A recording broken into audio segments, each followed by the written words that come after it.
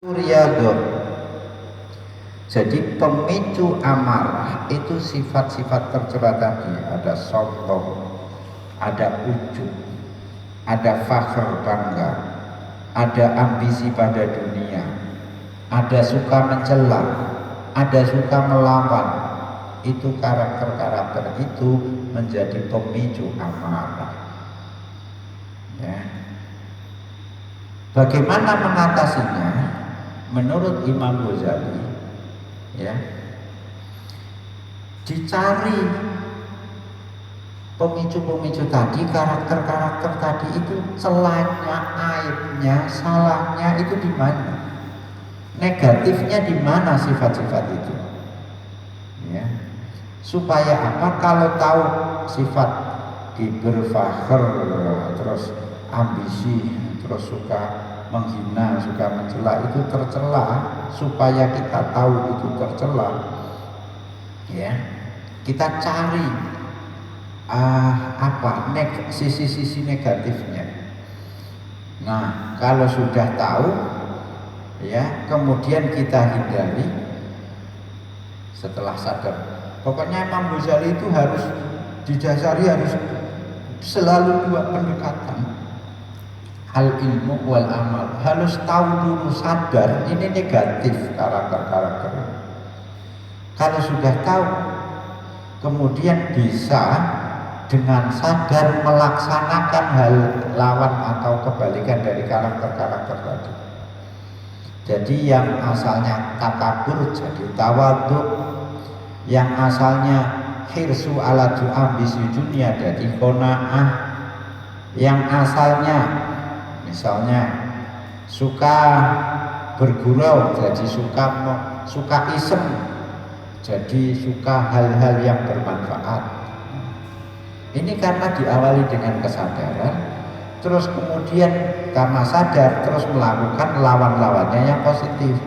Dan jangan lupa melaksanakan karakter yang positif itu muddatan madidah, dalam waktu yang panjang, sehingga kalau sudah sangat panjang nanti akan menjadi kebiasaan, dan kalau sudah kebiasaan itu mengalir begitu saja, jadi menjadi melekat, malakatun rosikhatun fil qalbi nafsi, akan melekat dalam diri kita.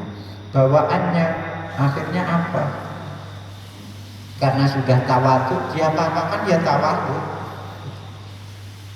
Nah, kalau sudah melekat karakter-karakter positif ini, otomatis amarah tidak akan muncul, karena pemicunya sudah bersih. Pemicunya jadi takabur, fakhr, hirsu, itu sudah tidak ada. Dia tidak marah dia. Mbok paitu, mbok cemooh, ora marah. Hartanya, kelebihan hartanya kamu serabut, dia tidak marah. Karena sudah menjadi karakter, karakternya sudah menyatu. Zakat nafsu hatinya sudah bersih dan sudah suci, maka amarah tidak muncul. Satu. Sekarang yang lain, yang memperparah orang mudah jadi pemarah itu apa?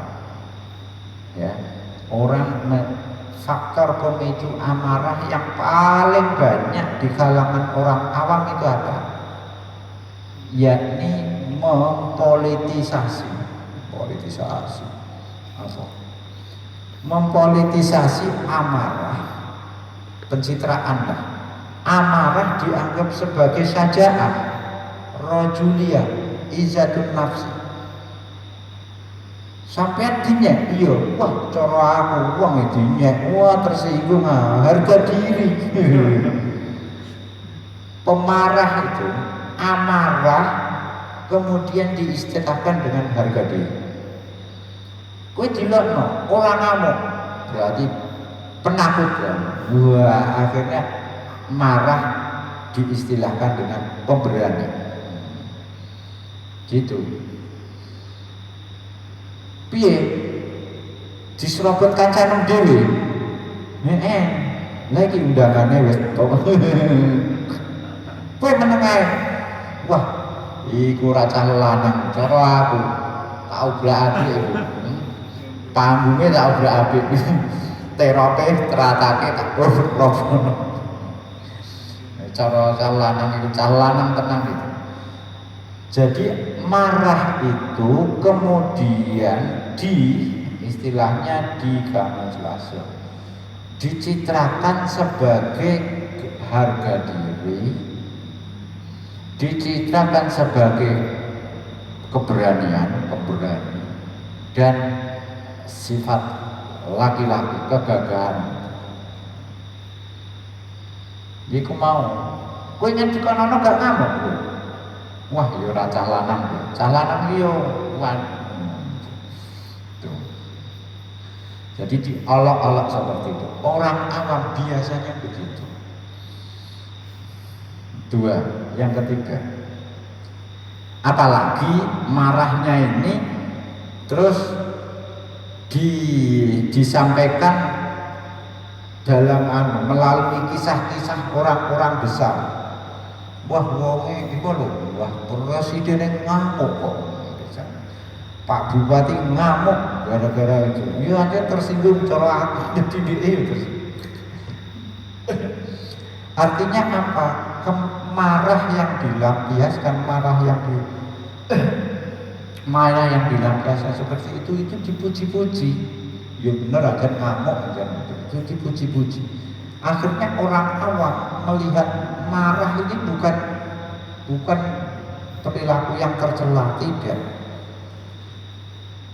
Ya perasaan kita tahulah di lingkungan kita itu ya seperti itu memang di lingkungan kita orang-orang awake dhewe juga begitu, mungkin itu bagian dari orang-orang. Itu yang kedua. Yang ketiga, sebetulnya marah itu penyakit hati. Dari mana penyebabnya? Pemicunya tadi ya. Tapi ada penyebabnya.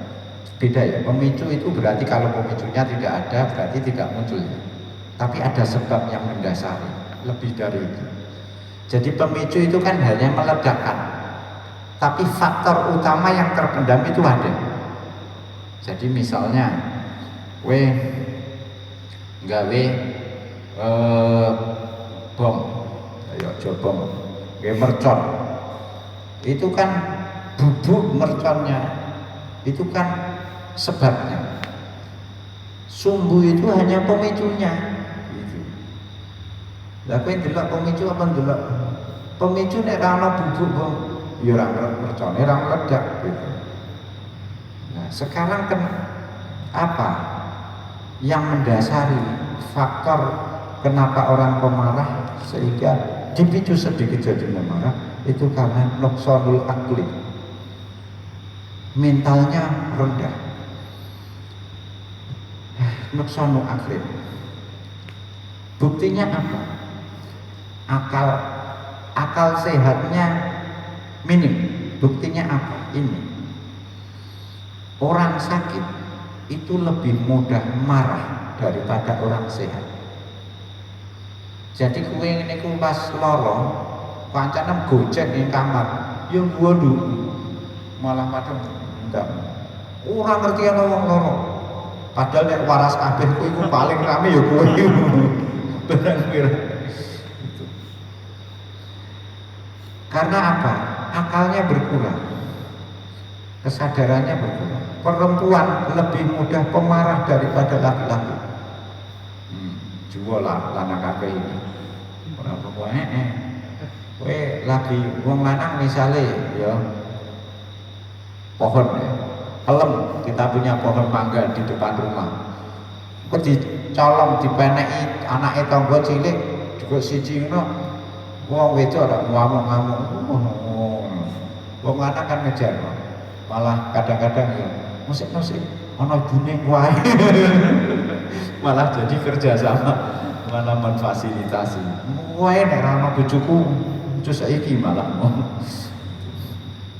Perempuan mudah cepat marah dibanding laki-laki. anak kecil lebih cepat marah dibanding laki-laki dewasa. Orang yang tua bangka, tua sekali, lebih mudah marah daripada orang yang masih setengah tua. Orang yang akhlaknya rendah itu lebih mudah marah dibanding akhlaknya mulia. Ini yang terakhir, saya mau kan? Atau yang ini. Jadi makanya Rasulullah itu bukan pemarah, tidak mudah memancing beliau marah, itu tidak mudah. Karena apa? Beliau sempurna akal dan hati. Tapi musuh-musuhnya karena akhlaknya tercela, Siti Aid dipicu, marah dia. Tuh.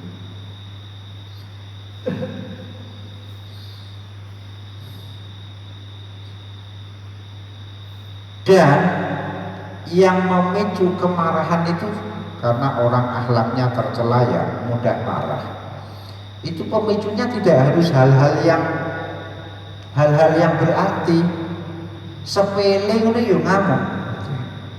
Jadi untuk kehilangan sesuap makanan saja marahnya bukan main. Ya. Wabeh wong sak omah diam. Goro-goro apa? HP ini gak ketemu. HP ini gak ketemu, wayah digoleki wayah juga gak ketemu, wong sak omah diwamu ya. Itu menunjukkan akhlaknya tercela. Ya. Jadi wong kok ngamukan itu karena artinya orang yang temperamental ya begitu. Untuk harus beda. Makanya ketika umat manusia belum punya peradaban, itu antar suku terjadi perang hanya karena perkara sepele. Cah tawur nonton dangdut gampang tawur, itu hanya karena senggolan saja. Padahal malah orang senggolan dilirik tak ngomong lapor lirik mantan yo tawur itu. Terus ngedrop sak truk antar desa, tawur antar desa, akhirnya dipalang di sana. Dipalang di sana ora peduli wong ora melu terlibat tetap gak tok we. Terus emosional seperti itu. Nah, itu menunjukkan akhlak khuluqis sayyi. Ya, sing khuluqis sayyi itu asra'ul ghadaban min sahibil fadl. Itu qala balil qawiyu balik utai